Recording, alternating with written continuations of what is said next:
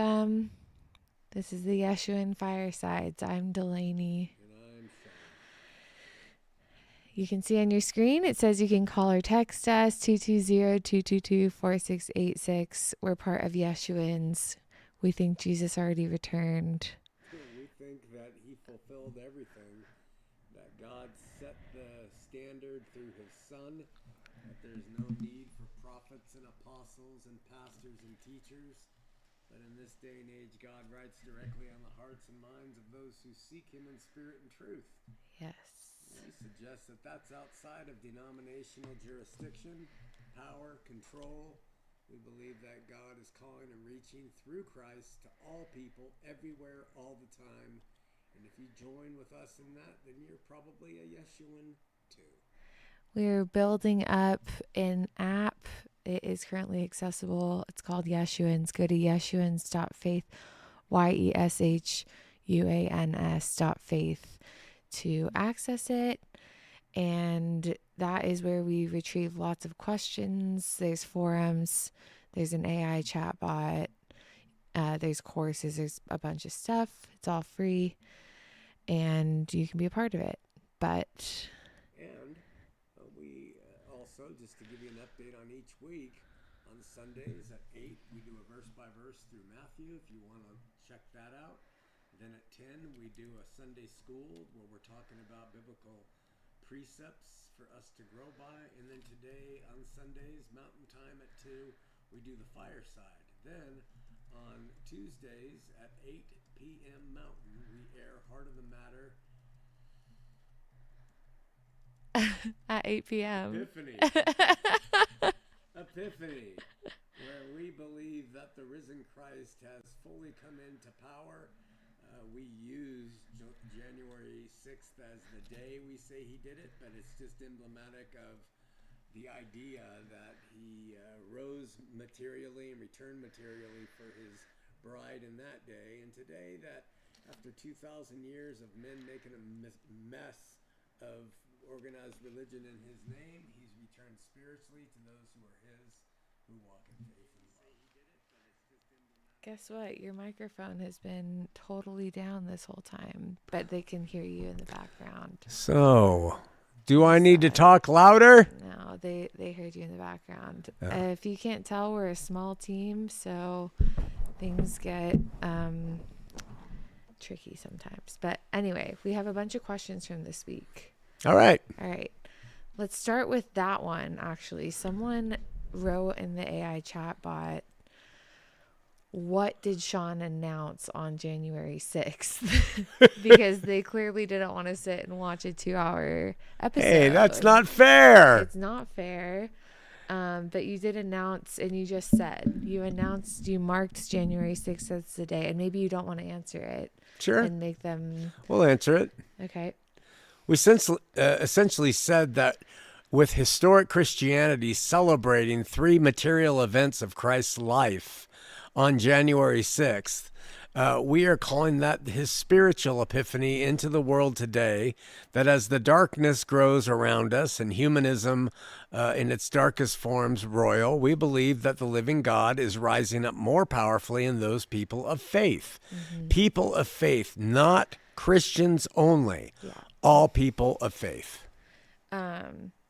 We could talk a lot about that. Yeah. But where Yeshua is or isn't needed in that. I've been thinking lately that, thank you, Sarah, who told us that the mic was down. I've been thinking lately that I think part of what we're saying is that where Yeshua is, or where love is, Yeshua is. I think that's another way of saying it. Sure. And the spirit of Yeshua. The spirit of Yeshua, yeah. And so, which gets tricky to be like, you don't need to know that it's Yeshua, or you don't need to know, but we will stand firm on the fact that it is. Sure. So, anyway. And we stand on the fact that someday we believe everybody will know that it's him. Right. So the details of how to dot the I or cross the T are not as important now as they were back in the apostolic record. Yes, that's the kind of the whole premise of Yeshuans, actually. We're going to be building up ways to more or less challenge the Yeshuan approach this year, setting it up as, I don't know how to describe it, but like almost like a Socratic dialogue platform. Yeah. Making it where people bring their challenges and their questions more easily rather than them just watching our content. Mm-hmm. But so this is our working avenue to do that. So we hope you really give us your toughest questions here. You can call in, you can put it in the chat. And there's a reason for that too. Is religion doesn't want to entertain questions. It wants to give you answers. Yeah. We want to entertain all questions as a means to keep what we are supposing to be alive, living, growing, changing, tested over time instead of a lockstep system of belief. Yeshuans are an open source that we want everybody to bring their content so that we can test it and see how it fits with what what we tend to say. Definitely. We have a question here. I wanted to just say that hopefully starting next week, we'll have a better system for this where you're seeing each other's chat comments across the platform, because we have this streaming across several platforms. So working on that. But Subjective Moralist asked, you guys believe that the laws of the first 5 books of the Bible remain a valid guide for life?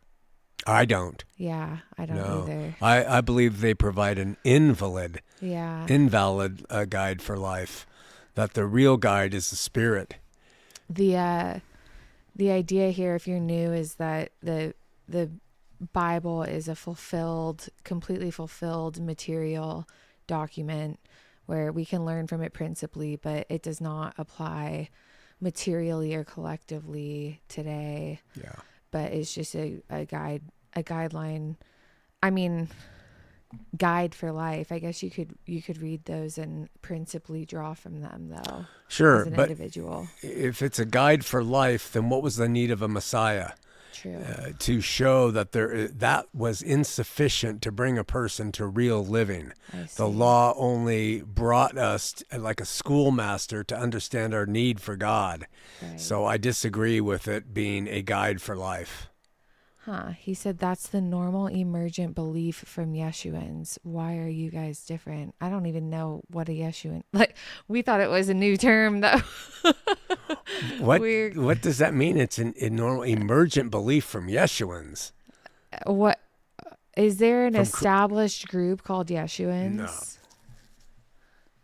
Person in the chat, let us know what you're referring to. We're definitely something very different than anything you've heard before, and if we're calling ourselves the same thing, it's by mistake. It's because we came up with that word on our own, not knowing someone else used it. Okay, we have a text question here. Let's hope our phones work today. I affirm Christ's total victory. How does denying full preterism negatively affect a believer's walk? And for anyone listening, when I think this person is affirming our stance on total victory, which is that Christ completed everything, that's sin. There isn't more to be done on top of what Christ promised. Right. Unlike what Christianity actually asserts. But Go ahead.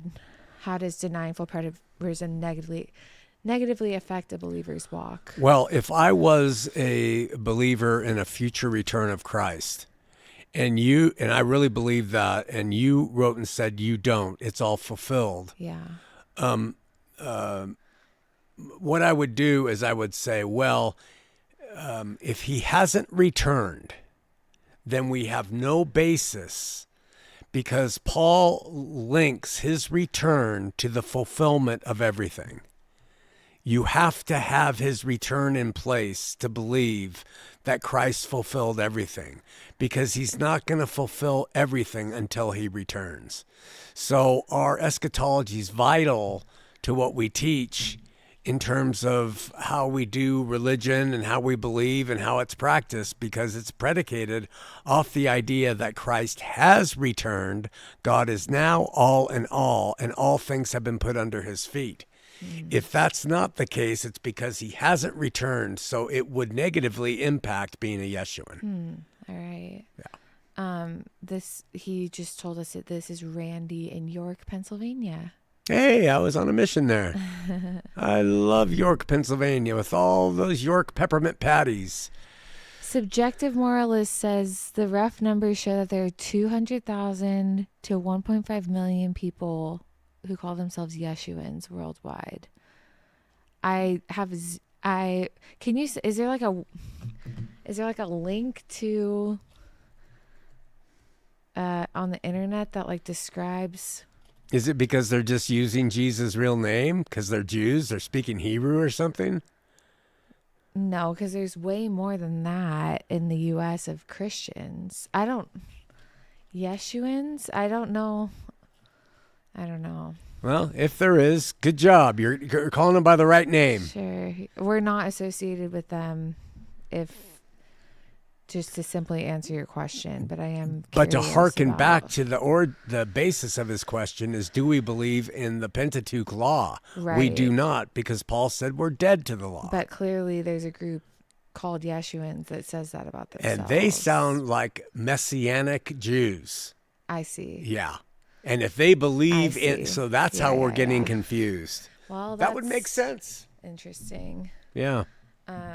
That's not what we are. Yeah. But we welcome them. Thank you, York peppermint patty guy, Randy. Two separate people going on here. Oh. Just so you know. York, Randy in York is the one that asks, denying full preterism, how that negatively affects a believer's walk. It also, I think it just limits their ability to understand, live freely, and it doesn't limit God being able to speak with them or something. Not at all. But it just limits what they can really gain in this life. Yeah. And it can be used against you by a biblicist, because a biblicist, if you don't agree that Christ has returned, can get you and corner you with scripture that makes you an inferior follower of Christ if he hasn't returned. I'm answering Subjective Moralist. He said, Yeshuans is all over your screen. That's why I'm talking about that. I'm just saying that we came up with that term, or we thought we did. We are a very independent group. We don't know one other person that calls himself a Yeshuan. We thought we came up with that term. That's the name of our organization. Yeah. I'd like a Wikipedia link or something to know about this group or how you've learned about them. I'm pretty sure they're Messianic Jews. Why else would they use the name Yeshua and believe in the law? When I Google Yeshuans, there's a Facebook group. The Facebook group, my computer's going very slow. There's lots of rules written on it. Followers of Yeshua, the Messiah of the Bible, can come to fellowship, celebrate their faith, testify, request prayer, build the kingdom as one united body. No one associated with this page thinks they are Yeshua, the Messiah, but surrender to him. This is not a denomination. Even that's not us, but even that isn't. Yeah, I've never heard of this group, so. Shows you how much research we do into things. He says, well, I thought we did. I know, but it's his name. It's a name. Yeah. I mean, there would be no reason why there wouldn't be people who want to call him by his name. Yeah. No, definitely. They're saying they'll find a link for what they're citing from. That's kind of cool that he brought us to this knowledge. Yeah, that will be fascinating to see. Once again, how we use a term that someone else has already stained. Yeah, honestly, it is his name, though. But the Yeshuans like to call his name isn't Yeshuan. Yeah. It's Yeshua. Yeah. To call yourself a Yeshuan, it's not even in the Bible. Right. It's Christian. They call themselves Christian. It's a very different. So I thought it was I see what you're saying. That makes sense. Hey, Hayden on Instagram. Good to see you. Okay, let's get back to... It's a common name given. It's one of the names given to Jesus in Genesis. Yeah, that is why we're calling ourselves that. Go to Yeshuans.faith. That's our website, and you'll see what we're trying to do here. It maybe it's not clear enough yet, but okay. Some more questions here. So there's this one line of questions where the person said in 1 Timothy 6, verse 16, it talks about how no one has seen or can see God. John 1:18 says something similar. You read that today? Or no, 3:18 you read. However, in the Old Testament, it says that Moses sees God face to face. Is this not a contradiction? No. And it says, so if that's true, that Moses claiming to see God's face to face is a representation of God he was face to face with, could it stand to reason that Joseph Smith's first vision has any legitimacy by the same reasoning? It would if Joseph Smith said that all he saw were the attributes of God, his light, his glory, his power. Mm-hmm. But that's not what Joseph Smith said. He said he saw God in a body of flesh and bones as tangible as man's. Mm-hmm. And so he, by virtue of the way he defined his vision of God, puts himself in a realm way outside the biblical text. Mm-hmm. Yeah. Right. Also, from our position at least, there are ages across the Bible. So Moses was in an age and Joseph Smith is in an age. Right. And those have different implications on how God... Perhaps different rules. Maybe. Yeah. Maybe. That all this is not a for sure, but what we're going off of. Okay. But I don't see those as contradictory. Yeah. No. Okay. Sifting through comments. Does the Mormon Church teach that God's love is unconditional? No. The Mormons teach his love is entirely conditional. I could probably bring up an apostle even saying that, and it may have been Packard who said it back in the day, but it was an apostle. And they clearly said, no, his love is absolutely conditioned. Mm-hmm. Yeah. Okay. Does God love us unconditionally? I would say God so loved the world that while we were yet sinners, he gave us his son. So that sounds pretty unconditional to me. Mm-hmm. I would also cite Paul's definition of love, that it never fails. It endures all things. It bears all things. It hopes all things. It doesn't end. God is love. God's love never ends. Therefore, it has to be unconditional. Mm-hmm. Yeah. The word unconditional, is that a biblical? This is my own question. It's a surmised word based on what we see in the Bible. Right. But I would also add one more thing to the unconditionality of his love. He doesn't unconditionally accept us. He loves us, but he doesn't unconditionally accept us. That's predicated on our faith. So he has done everything on our behalf unconditionally. He's paid for our sin, whether we believe on him or not. All of it. But it's still predicated on you deciding you will have faith in him. Uh-huh. If you don't, he says, that's okay. I love you and I'm calling to you, but you aren't qualified because I'm only pleased by faith. Yeah. There's so much that can be talked about with that because it seems like he does accept. It's just that he lets us choose. Yeah. So he's doing the accepting. Yeah. But we don't want it necessarily. We're doing the rejecting. Yeah. We are saying we will not. Yeah. Yeah. Would you agree on that? Yeah. Okay. Subjective moralist. Do you guys believe the flood story is real? If so, is your view it was local flood or a worldwide flood? Well, these things are not Yeshuan doctrines that must be believed. It's just what each of us individually see. I believe that the flood account better suits a geographical flood of a basin in the old world and all the animals, and that's how far humankind spread out. And that was the whole world to them. I don't believe in a worldwide flood where all the animals of the earth were taken.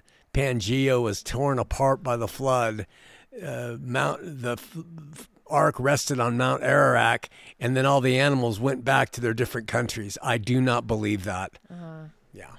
But again, it seems like you've never like heard of us before, and we're about subjective faith. So we have done a lot of study and provide that on our website, but we believe everyone can believe how they want and that God's working with them on their own separately. Yeah. So, and that answer was a subjective response from me. That's all. Yeah.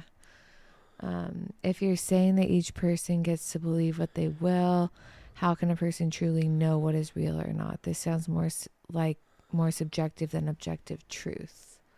Yeah, well, we believe in and teach from a position of there being objective truth, but the owner and operator of it's God. We are not God, so we see through a glass darkly. We don't understand things perfectly, so our interpretation of His objective truth is very subjective.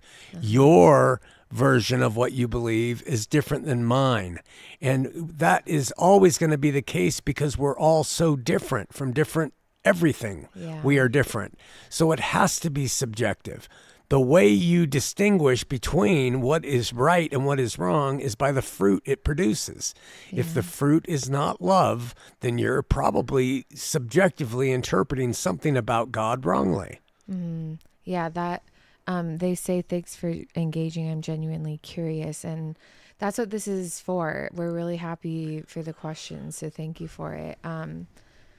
The thing that's really hard about what we're trying to articulate that gets lost in like maybe just contemporary like ways of thinking is that we maintain both, that objective truth is there and that we will not access it completely as individuals. And that's where subjectivity comes in. And God contains that objective truth and is working with individuals at very different time scales and circumstances to make that known, and that there will never be a collective way to articulate that or systematize it or anything. So that's where we're at. Sarah chimed in and said, people already believe what they will. I think the difference here is no one is demanding people conform to a certain group or person's beliefs. Yeah, that's amen. That is the hope. We can't tell you what God is or isn't. We can tell you what we believe God is or isn't. Right. Which always may or may be wrong and is always subject to change. Yeah. Knowledge versus faith. All right. Again, if you're new, if you're just logging on, you can call or chat 220-222-4686. Visit Yeshuans.faith to learn more about us. But I'm going to keep going with some questions on that line of thinking from the person about unconditional love. They asked, very nuanced, slightly different questions. So does agape love mean unconditional love? Agape love, when you look at the through line of Scripture, is selfless, sacrificial, and unconditional. So then agape love is unconditional love. Is that the question? Yeah, I think it is. Yeah. But that is something that we assert it's not literally in the Bible. It's not literally verbatim in the Bible, but it is in the Bible through very minor asking questions about what the Bible says. But we'll also say the Trinity is not in the Bible, but I don't think that is a reason to discount the Trinity, but I also don't think it's a reason to, like, we don't think the Trinity is true. Right. But the first argument against it isn't, it's not in the Bible, because we say things also that aren't in the Bible. Well, the difference between making that comparison to the Trinity and to love is that love is defined by the Bible. The Trinity is not defined by the Bible. Right. Yeah. So, there are like a lot of arguments against the Trinity in the Bible. Right. There are not any arguments against unconditional love. People would argue there are. Yeah, so, they would. They would say sharing the truth yes. is a form of unconditional love. But the way you do it is what we're talking about, not the act of doing. Yeah. It's the way, and that's patient, kind, long-suffering. All those things are the depictions of unconditional agape love. Right. And agape love does have a definition, and it seems like we make the jump to summarize all of those characteristics that it literally says as unconditional. Like mercy and patience, these are unconditional things. Because their very word suggests that there has to be a selfless, sacrificial, unconditional love behind the action. Yes. Yeah. And I don't know how to explain that any other way. If you can tell me how that love is defined as being patient, well, that show me when patience is required. Patience is when there is not a condition on it. Like if there were conditions, it wouldn't be patient. Right. Yeah. So they keep going. Is it possible for humans to practice agape love? Absolutely. Yeah. Yeah. It's when you do what God says, whether you feel it, want to do it, or not. I would go as far as to say as you might not even know God is saying it. You might not. But that compulsion to show agape love is God for us. Yeah. And like in a non-religious setting, Victor Hugo, here's the interesting thing about like creators of godly things through human ways. Victor Hugo was a whoremonger. It's like all the whorehouses in France shut down the day they celebrated his death. He was known to be there, but he wrote a book called Les Miserables where he typifies the love of God in a way that transcends biblical knowledge. What was it? It's when Jean Valjean actually stole silver from the priest. And the priest, when Jean Valjean was brought to his house by the police to be indicted, the priest says, here's more silver. You forgot to take what else I gave you. Yeah. So the priest showed mercy in the face of being wronged. That is agape love. Yes. Yeah. Okay. Subjective moralist, to shift real fast. Can you give me an objective truth that is mind independent while also being demonstrable in reality we live in? Mind independent, but also is demonstrable in the reality that we live in. Mind independent. So like outside of someone's perception, like outside of subjectivity. Isn't he saying inside? Mind independent. Oh, it's not mind dependent would be subjective. It's based off our mind, right? Yeah. So independent of the mind. Yeah, I can give you one. What is that? If you have your head removed from your body, you will cease to live. Material laws. That's a material law. You separate the head from the body, you will, without any connection, you cease to live. Let us know if we're reading your question right. But see if that holds water. You think that's an objective truth? I think that's an objective truth because I don't see how my mind can redefine it any way. Yeah. And I mean materially live. Yeah. We articulate that that's what religion, how we are separate from a religious group, is that religion will assert those sort of material objective truths onto God. And we aren't saying that here. We're saying that is this world. That is how this world functions. And it's this independent thing from what God is doing with us. individually, so to some degree, or but that's what we're working through. But yeah, right back. I'm not sure if we answered that question correct. Okay, let's move forward. Do you have any questions from this week? Anything No. you wanted to touch on? No, love to hear what people thought of the first two Epiphany shows, because we dropped all the major bombs on why we've done it relative to the faith and why we've done it relative to Mormonism. Verse 1 was the faith at large. The second episode was to Mormonism, and we're getting views, but we don't have many comments on it. And I think it's an important one. There's a couple comments. Someone said, okay, the long way. Where is Yeshua in heaven? Okay, where is heaven within you?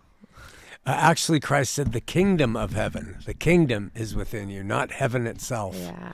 So, but I like that comment, I guess. Yeah. Okay, he said that would, to the objective law, that would be a law. The situation would happen for all humans anywhere in the universe. I'm looking for a truth.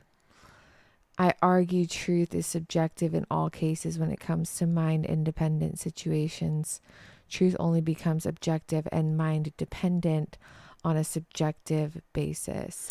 I think we might kind of agree with that. Sort of, but I would counter, because truth is only defined by us. Truth is not just something that lasts in this world, which is the removal of the head truth I was talking about. I think in heaven, somebody could not have a head and exist.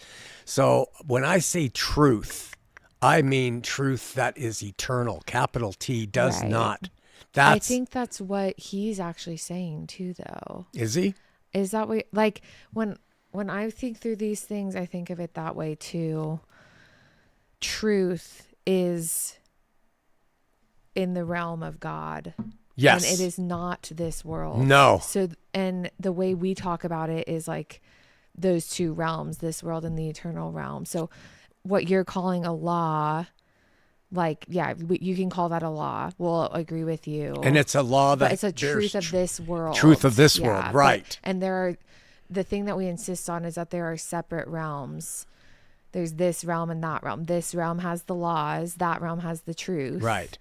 So, like... The laws here can be good, but it doesn't make them true. So his question, though, is you can't ever get to truth without subjectivity. And I think we'd agree with that. Like, God is understood subjectively. I think I can agree with that. In our realm, sure, that has to be true. From our realm. Yeah. We do believe that truth that's out there is objective. Yeah. But we subjectively believe that. Yes. Like, we have no other means. We can't tell you to believe that. So I would agree with him. Yeah. Yeah, let us know if that makes sense. I think you're probably saying it to a further degree a little bit than we are, but SOS, I can't read what your name is, Ministries. Hello, everyone. Hey, welcome. Just so you know, we're spread across platforms right now, and your chat might not be coming in to many people, but we're consolidating them next week. He says we only have this world and the universe to look at. Without other universes or worlds to investigate, we're just guessing and don't know for sure. We also agree. Agree completely. But we do have a faith beyond that, right. That it is there, that there is something, but it is faith. It's not a knowledge. Yeah. And we distinguish that. It is not a known. You cannot say you know God exists. We cannot say it. You can say it, but you cannot say that with any validity of certainty if you're operating in the same realm that all humans operate on, where a realm of faith. Mm-hmm. Yeah. That's what makes it, that's really hard. It's really hard to, the longer I go, the harder that is to believe without the knowledge. Yeah. We have things that we claim, but it's still not knowledge. It's our embracing evidences we believe is knowledge. We believe those evidences point to one thing. Right. Other people might see those pointing as another thing. Absolutely. We'll also assert that that's their own faith. That's right. That's also faith. That's why we don't put faith in dogmatic, doctrinal, demanded positions. Right. Yeah. Someone on your most recent, the most advanced fair explanation of Mormonism you've never heard video wrote Akashic record Casey. Yeah. What is that? The Akashic record. I don't know. I was going to ask Larry Sr. why they call it the Akashic record. Akashic record. But that's what Casey, Edgar Casey, put all of his recordings in. He calls it the Now, why he calls it that weird name, I don't know, but interesting. Let's see. Somebody was trying to say that what we were sharing there was Edgar Casey like. Wow, that's actually kind of funny. Akashic record, popularized by mystics like Edgar Casey, now seem to be as a spiritual resource for healing and understanding life's patterns. Could be.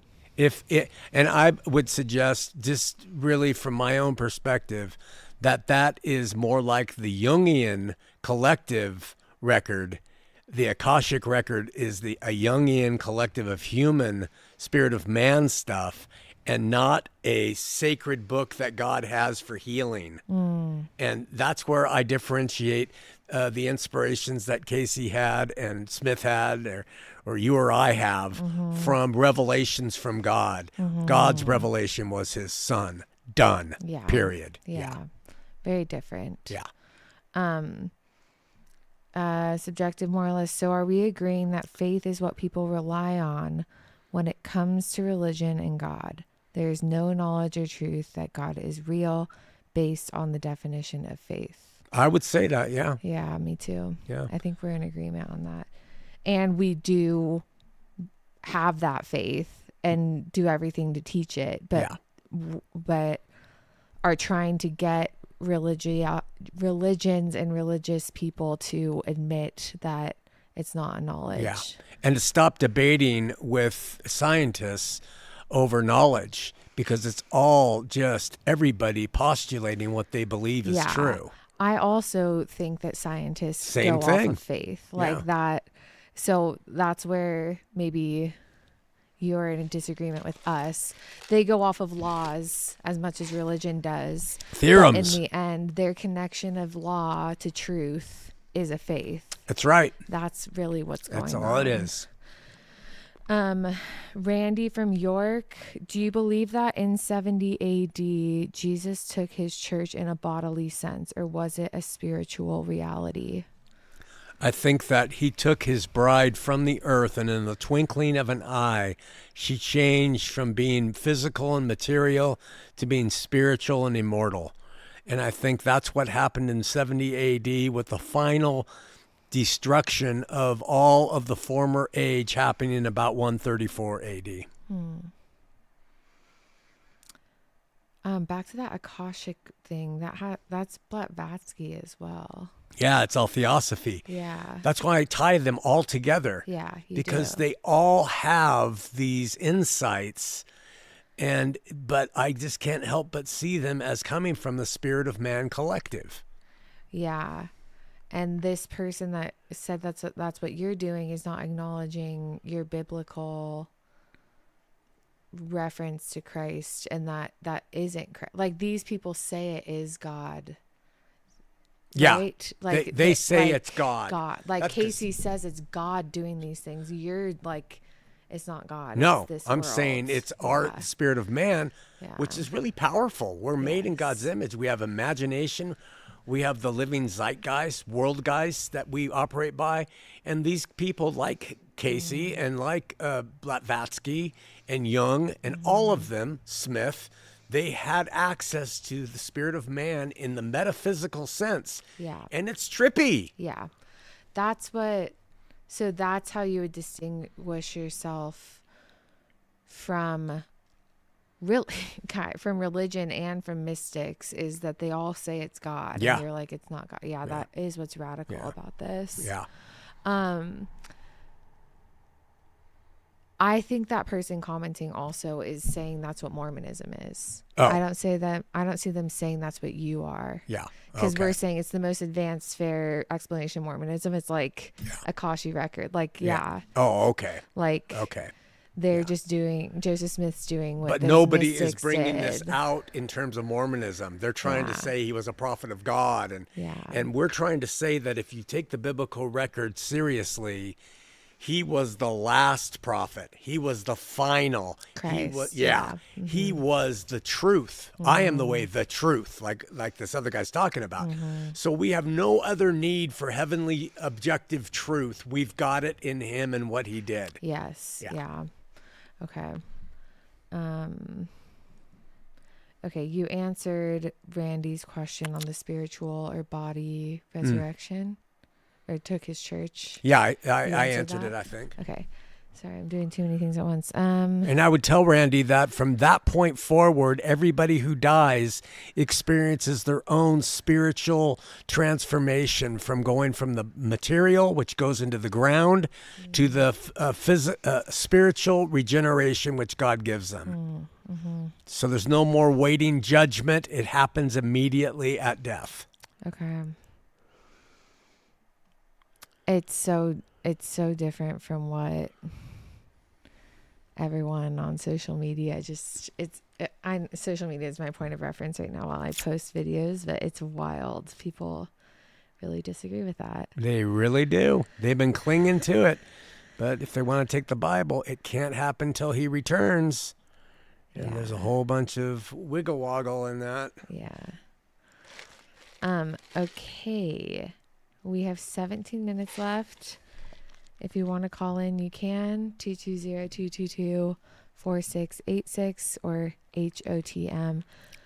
SOS Ministries said, until those laws change. I'm sorry, I don't know what that's in reference to. So let me know what you meant by that. Do you recall until those laws change? The laws of Deuteronomy? The Ten Commandments? No, it was later. I don't know. Let us know what you meant by that, what that was in reference to. Okay.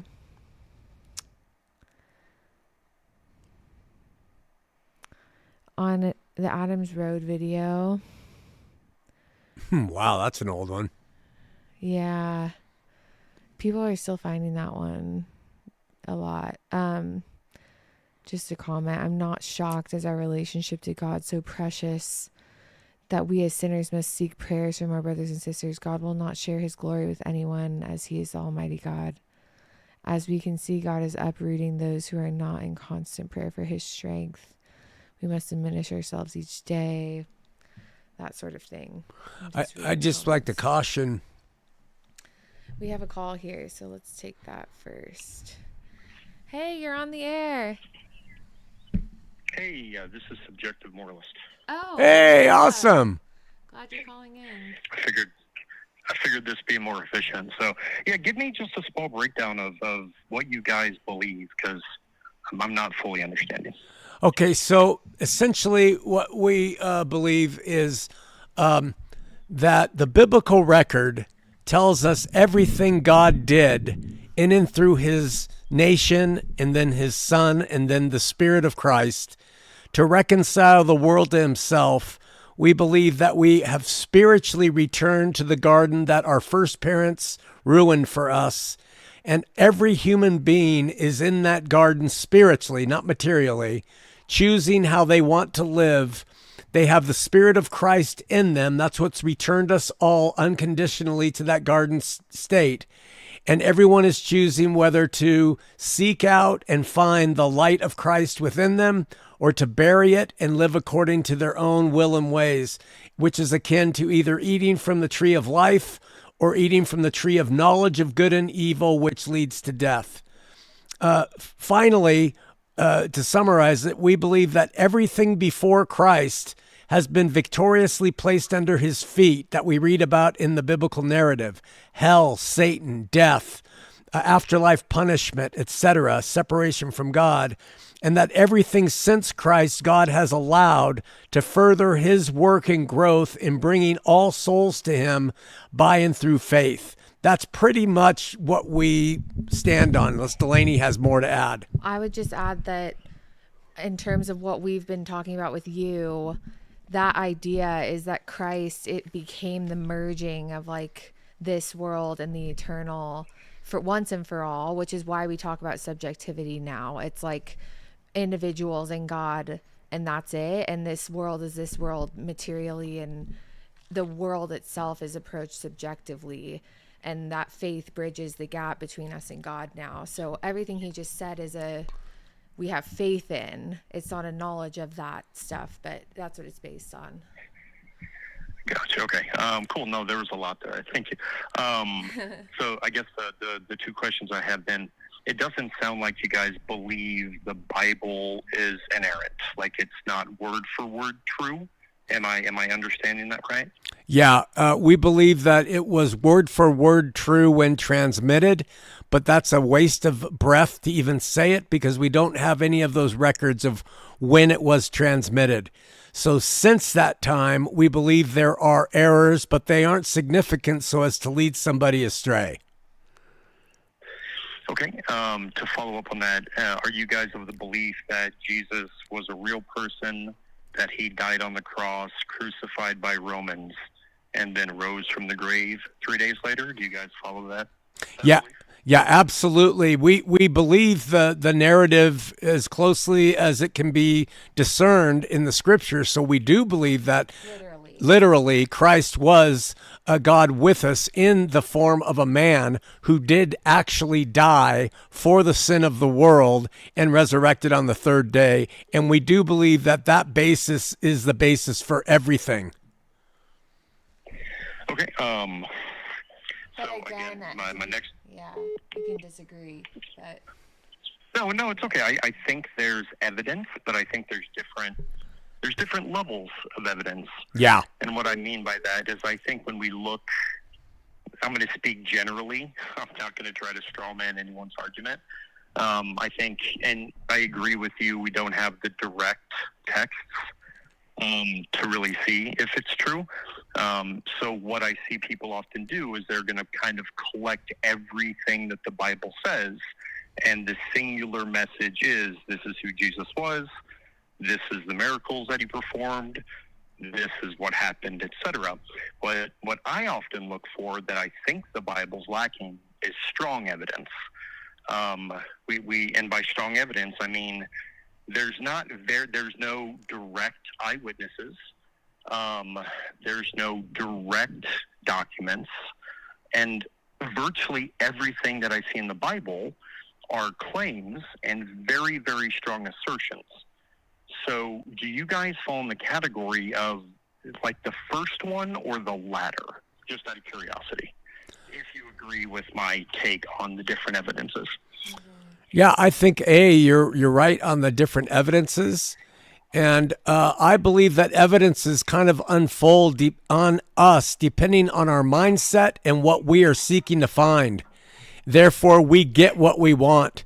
So I think that those who find a lot of evidences and they call it knowledge from the Bible, that's what they're seeking for and that's what they want. Other people who have more scrutiny and are testing it a little differently, the same. I actually literally believe we are all independently seeking God in the way that we want and are finding what we want, and we will be held accountable for those answers. All right, perfect. My last question then would be, so if I understood everything you said, and one of the last things you said were it's people, their mind states, what they're searching for, the state of mind that they're in. If it's contingent on that, and it's up to all of us to kind of go down those roads, it kind of goes back to the question I asked in chat. Like, how do we know? Like, I know we kind of say we don't know, but some of us hear messages. Some of us don't. Some of us get revelations. Some of us don't. Some of us become Muslim, Buddhists. And I think what you guys were saying to tie it all together was all of these people kind of get us to God, but then I hear you guys referencing it back to the Bible, which is an indicator of the Abrahamic religion or Christ.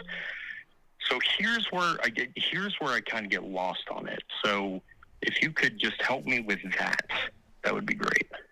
Yeah, the way we see it is in and through what we believe. Again, we believe is the evidence through the scriptural narrative that Christ had the victory to the point that even before he ascended, he said, all power has been given to me in heaven and earth. We take that on faith that it was true. And therefore, and then we base everything else off those declarations being true. And we suggest that in his victory, he has allowed all other things to prosper by and through his power, though decorated in different ascended masters and different people. So if Hinduism leads a Hindu to faith in a higher power, a God, and it leads them to love as Christ taught, that means selflessly, sacrificially, and unconditionally. We see them as having the spirit of the victorious Christ and their dogmas and their doctrines not mattering in the least. One more question just popped up because what you said just resonated me when I stopped being a follower of any faith. So I'm a skeptic. I'm an atheist agnostic. I ask questions. I'm curious about everything. So the question I have then now, based on what you said, is me as a skeptic, it sounds like I can do everything that you guys do, or Christian, or another Christian, or whomever. What makes it to where I need a faith of some sort to get to this eternity based on your beliefs? Okay. It sounds like I can do everything you guys do, but not have faith. You can, and that's just such an insightful question. See, the way we say it is without really recognizing or discovering, and we could be wrong on this, the Spirit of Christ in us, you, whether you believe or not, me, believe or not, in us. That Spirit teaches us how to love in ways that transcend our flesh. So as an atheist or a Christian or a Buddhist, we can only love insofar as our flesh will let us.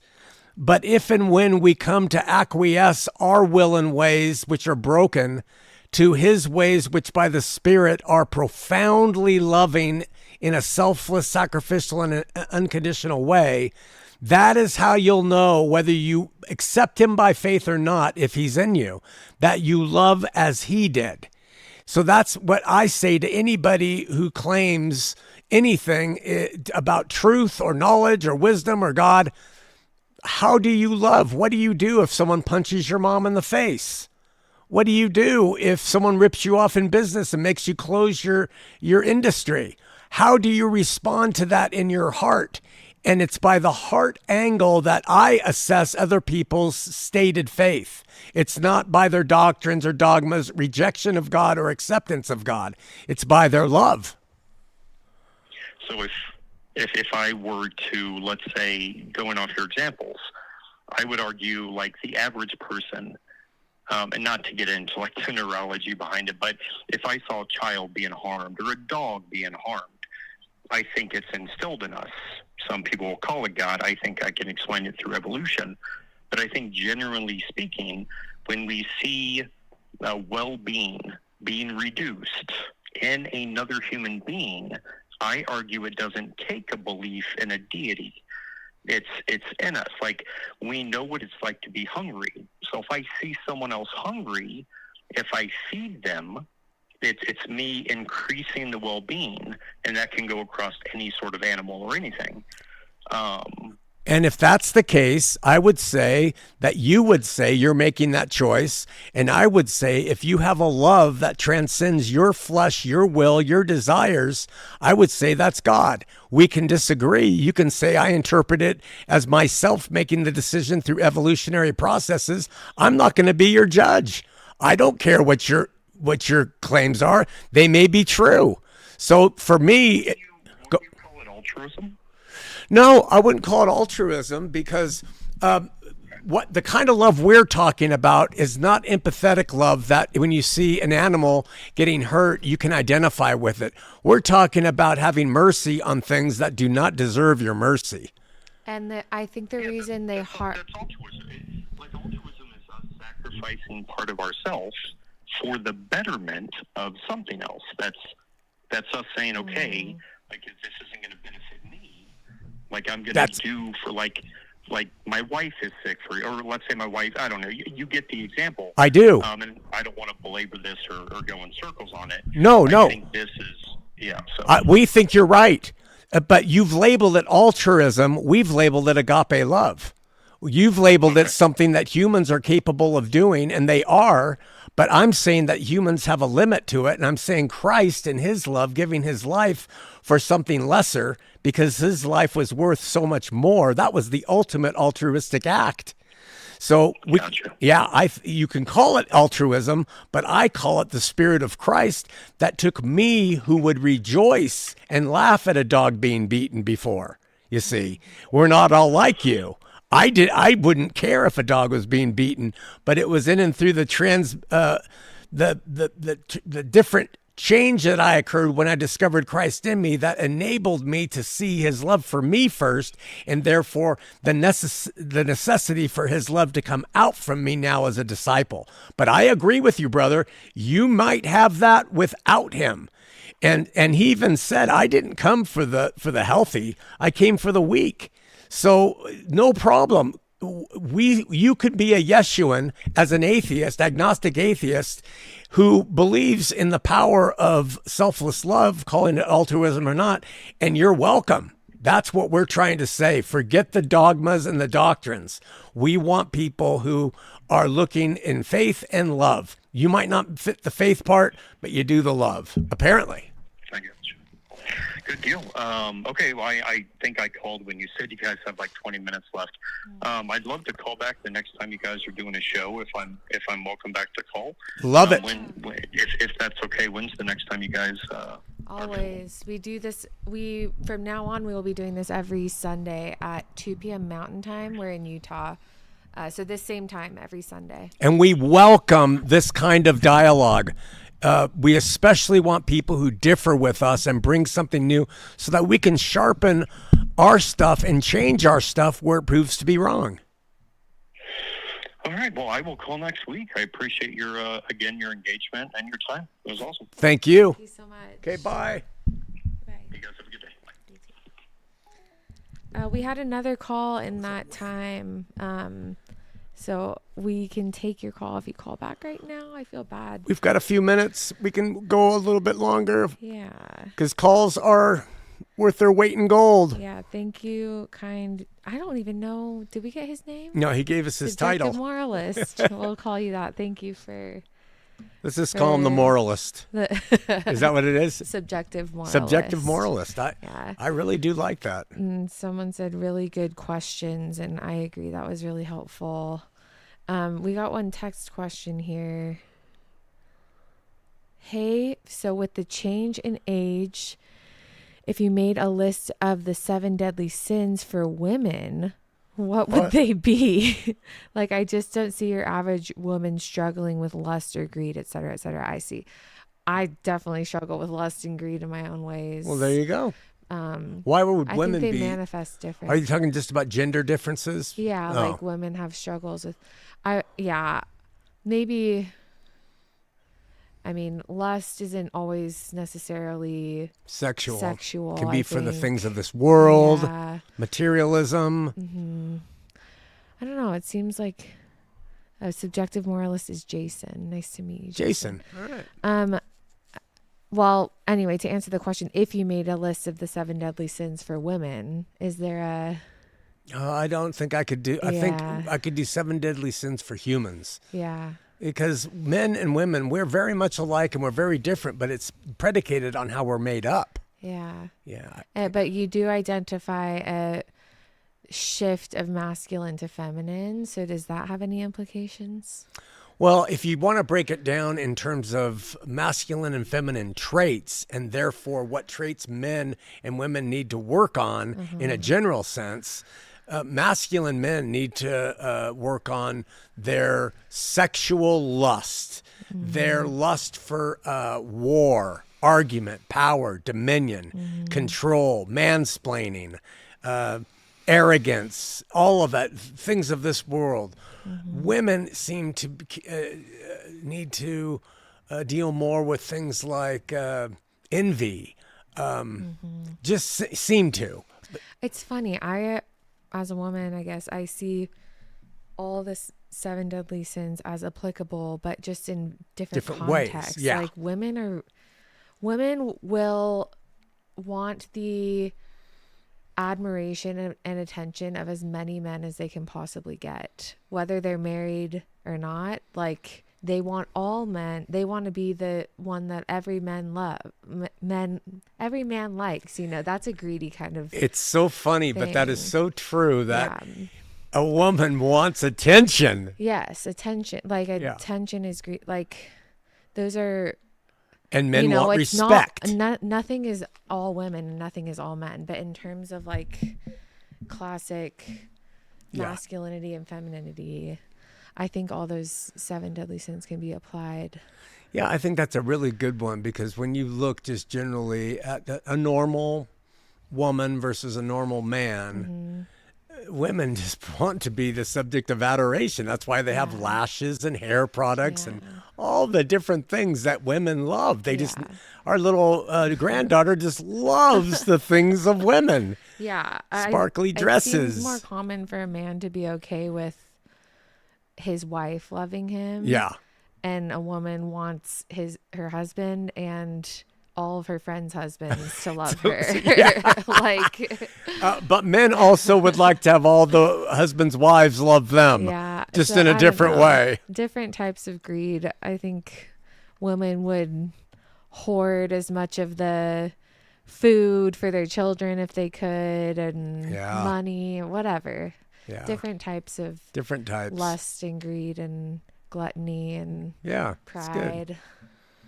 Sorry, I probably jumped in on your answer there. No, you didn't. I thought it was good. Well, I thought those were good conversations that we had with Jason and the other fellow. And yeah, fantastic. Thank you for calling. Thank you for... Oh, maybe that person's calling back. Yep, we caught you. Okay. One more call. It's 304. Hey, you're on the air. Shawn, it's Billy from New York, man. How's it going? Hey, Billy. Hi. Delaney and Shawn here with you, brother. Hey, Delaney. What's going on? Hey. I really appreciate that last question. I thought it was really helped me think about something, so I thought it was really well put. Me too. A lot of his ideas. And it kind of helped maybe articulate some of the ways I'm trying to think about this. And so my question for you is, like, if you have an atheist worldview and you have the Yeshuan worldview, and both are able to accomplish the same things per se, they both have like similar explanatory power, what would make someone go say, you know what, I should be a Yeshuan rather than an atheist? You want to try to answer that one? Well, Shawn will answer it better, and I'm sure but when Jason was talking, I was just thinking about the difference between agape love that is channeled through a source outside yourself versus agape love channeled from a source inside yourself. And Christ, you can only ever get the certain kind of agape love that Christ did through an outsourcing. And that's how I always think Christians are different, is that there's your identity that you have to maintain and you have to sacrifice always, and you're doing both all at the same time. And that's what's so hard about it. It's not a loss of self like the Easterners, and it's not it comes from me. It's like somewhere in between, and I still can't figure out how to articulate it. But what would you say? Well, I really like that. Sorry, Shawn. I really like that, because ultimately I know, like, what I lean into is ultimately we're not depending on ourselves to generate love. I believe the love, like we're almost like tilted mirrors in a way. The love is reflected down, and we just reflect that love out. And so our source that we go to draw from is not trying to like conjure feelings of love within us. It's through the Spirit of God. And I could be wrong about this, but this is just my belief that this is really what empowers us, is that we continually go and try to live in the Spirit. So that's just my perspective, though. And so, in agreement with both of you, I think to our listener, Jason, what we can say, and maybe Jason can too, I don't know his religious experience, but I have been without the love of Christ flowing from me, like the vine to the branches, and I have been with the love of the power of Christ flowing through me like a branch from the vine. And the difference is tangible. So that's the only, I'm like the blind man. I'm blind, I can see, that's all I can say. I used to love thinking I was doing a good job of it, but when the power source, the energizer rabbit of Christ came into me, the love ability and capacity has blown up beyond belief of what I thought I was conjuring up in myself. That's how subjectively this faith is. Yeah. All right, cool. I love it. That's it. Yeah, good. All right. Thanks, Billy. Thanks, Billy. Catch you later. Thanks. Great calls today. Yeah, I think because it's a struggle, because I think if Jason were to join Yeshuans as an atheist or agnostic, he would be eternally welcome. But I think we would always butt up against the discussion of what do you do with when you fail in it? Because love, while like you said, the way I would tell in someone else is if they're loving, it's like we're not telling that in someone else. It's like, how do you deal with the fact that you will? Like you will fail. Yeah. You'll always fail. We fail. And that's at the root of why we need Yeshua, someone who did it perfectly, who can answer and like still love us after we fail. And I am more than personally willing to admit to Jason that it is a crutch for me. For sure. And I have no hesitation to say it's based off faith that I choose. Yeah. So I am not going to ever claim that he has an inferior approach because it's his approach and it's between him and his maker or non-maker. Yeah. And our job is to only love him as he is. It's not to convince him. And the world and we are not changed eternally by doing that love. No. Like altruism is a law where like you cannot be altruistic and you're failing to live up to that law. The agape love is like, I'm never gonna love, I'm gonna do my best, or like Billy said, a mirror. Yeah, like a mirror. I love that mirror. We reflect his light. Yes. Yeah. And part of that problem is when we don't, then what comes into our minds from what I've experienced is pride. Mm-hmm. Yeah, that's what at the root of it is humility, which is where we come to the Yeshuan definition is humility, because it's not you're not the source. Right. That's what humility is. And Jason might say, well, that's altruism, that's myth making, and that's fantasy. Well, that's fine. Yeah. It's fine. Yeah. To me, it does make a difference conceptualizing it. Mm-hmm. That different conception of it makes a very big difference to me. Yeah. But if it doesn't to you, that's fine. Yeah, look forward to talking more. I'd love to put Billy and Jason and the other man, you and I, on the same phone and to talk through some of these things. That would be great. Yeah. Okay, thanks everyone for listening. Love ya. Love ya. See you next